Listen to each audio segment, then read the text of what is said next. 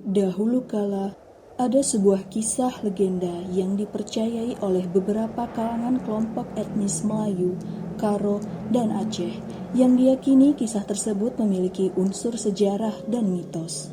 Hingga saat ini, masyarakat setempat masih meyakini tentang kisah legenda tersebut. Awal kisah dimulai sejak berdirinya sebuah kerajaan besar di wilayah Pulau Sumatera Utara yang dikenal dengan Kerajaan Aru. Kerajaan tersebut dipimpin oleh raja yang arif dan bijaksana. Di suatu ketika, kerajaan Aru dilanda kesedihan. Sang raja jatuh sakit hingga tidak berkunjung baik. Putrinya selalu senantiasa menjaga ayahnya yang bernama Putri Hijau. Sang raja memanggil kedua putranya.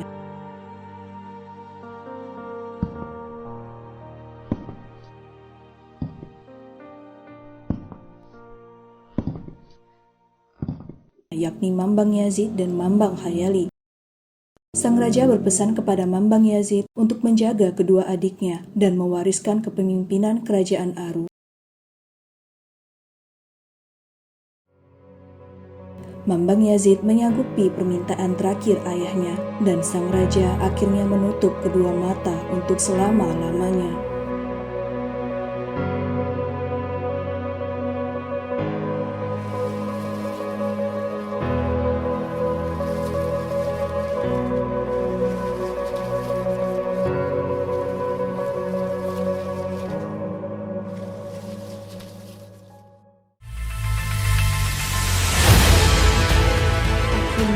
Mambang Yazid pun dinobatkan sebagai Raja Aru menggantikan kepemimpinan ayahnya.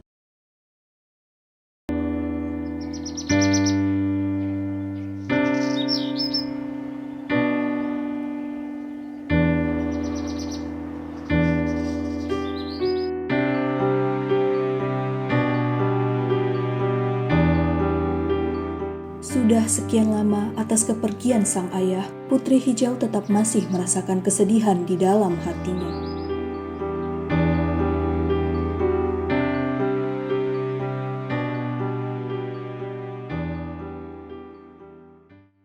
Ketika itu, Mambang Yazid mendengar suara tangisan dari dalam kamar Putri Hijau. Ia lantas terkejut, ternyata suara itu dari adiknya yang sedang menangis.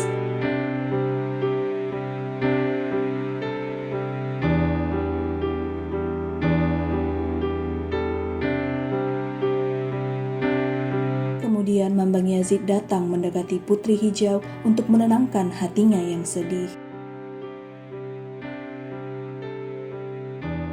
Akhirnya, perasaan Putri Hijau kembali dan mereka terlihat bahagia. Waktu pun berlalu. Kini Putri Hijau sudah beranjak dewasa. Keindahan raga yang dimiliki Putri Hijau menjadikannya pujaan rakyat, bahkan membuat pandangan seseorang berpaling kepadanya.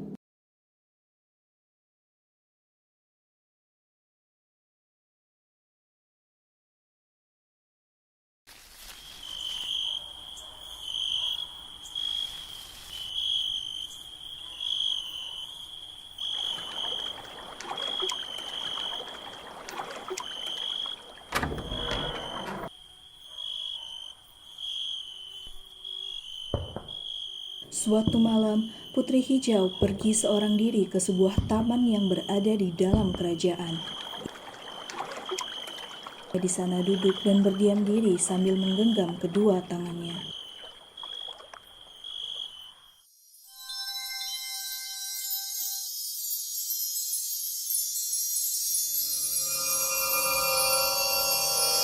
Hingga kemudian muncul sebuah cahaya hijau dari dalam tubuhnya yang menjulang hingga ke langit.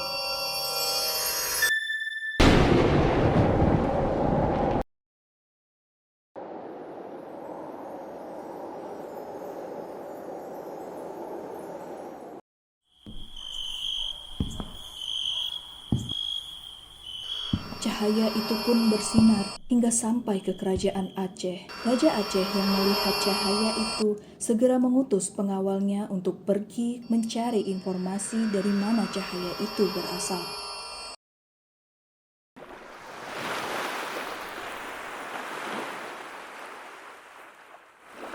Keesokan harinya, mereka pun berlayar untuk mencari tahu dari mana cahaya itu berasal.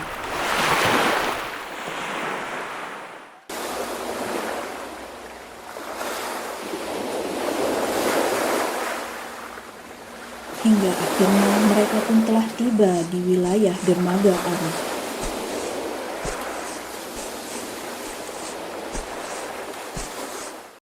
Mereka pun menyamar sebagai seorang pedagang dan bertanya kepada pedagang lain untuk mencari informasi.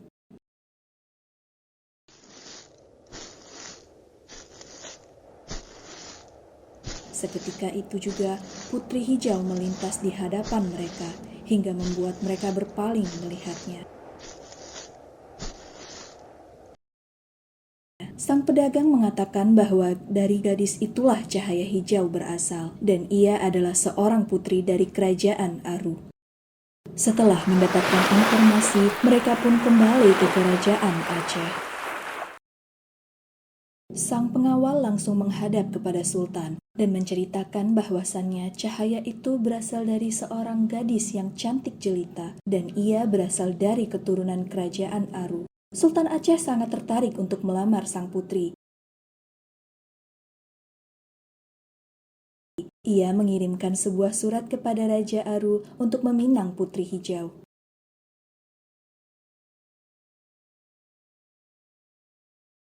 Sultan Aceh juga mengirimkan sebuah persembahan kepada kerajaan Aru sebagai tanda keseriusannya untuk meminang sang putri. Kemudian Mambang Yazid menyampaikan surat lamaran tersebut kepada Putri Hijau. Mambang Yazid menyerahkan semua keputusan itu kepada adiknya.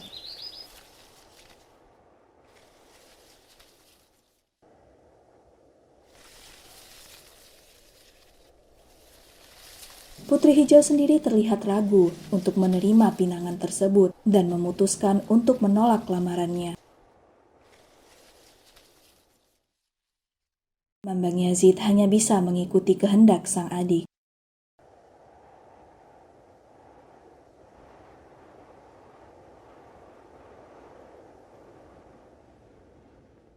Sekian lama Sultan Aceh bersabar menunggu keputusan dari sang putri, hingga akhirnya jawaban pun telah sampai di tangan sang sultan.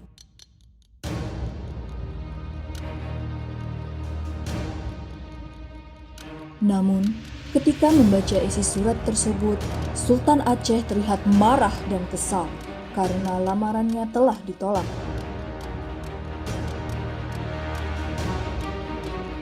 Ia pun memerintahkan pengawalnya agar bersiap untuk menuju ke kerajaan Aru.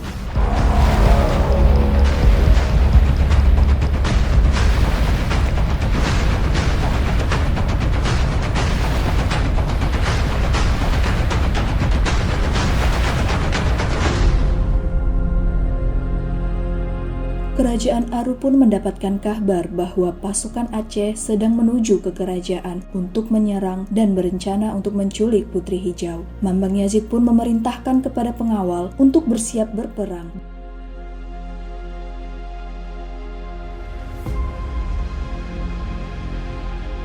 Dan menyuruh Mambang Hayali untuk ikut membantunya berperang.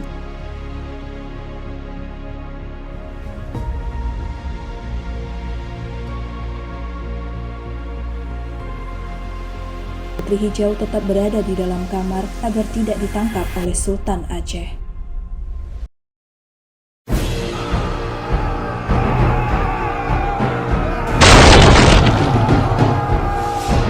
Sementara itu, pasukan Aceh berusaha untuk mendobrak musuh. Namun semuanya sia-sia karena pasukan Aru sudah menahannya dari dalam.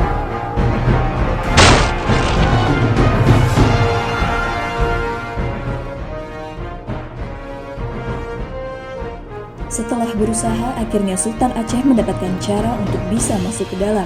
Sultan Aceh mencoba menjebak pasukan Aru dengan koin emas. Koin emas pun ditembak oleh Sultan Aceh. Emas pun berjatuhan di belakang benteng, membuat hilangnya konsentrasi para pasukan Aru. Akhirnya, mereka pun saling berebutan untuk mengambil emas yang berjatuhan.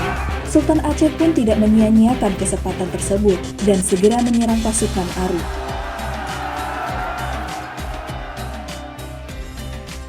Mamang Yazid juga sudah bersiap dan segera menyerang.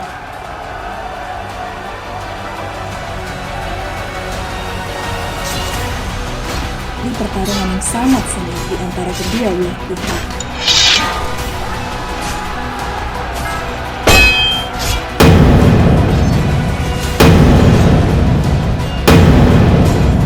Sedangkan Bang Hayali menembak meriamnya terus-menerus hingga membuat meriamnya panas dan akhirnya terpecah belah menjadi dua. Hingga akhirnya Putri Hijau berhasil ditangkap oleh Sultan Aceh. Dengan keberhasilannya menangkap sang Putri Hijau, menandakan sebuah kemenangan bagi kerajaan Aceh.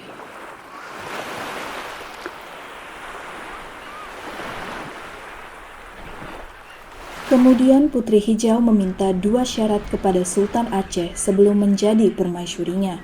Raja Aceh pun menyetujui apa yang menjadi permintaan dari Putri Hijau. Syarat pertama, Putri Hijau meminta sebuah kotak kaca yang nantinya ia akan masuk di dalamnya dan akan digantung di tiang kapal. Dan syarat yang kedua adalah melemparkan telur dan benih ke laut. Selanjutnya, keranda tersebut diangkat ke tiang kapal.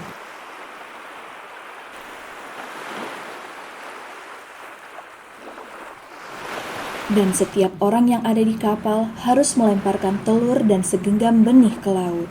Air di laut pun menjadi putih. Beberapa saat kemudian, hujan pun turun.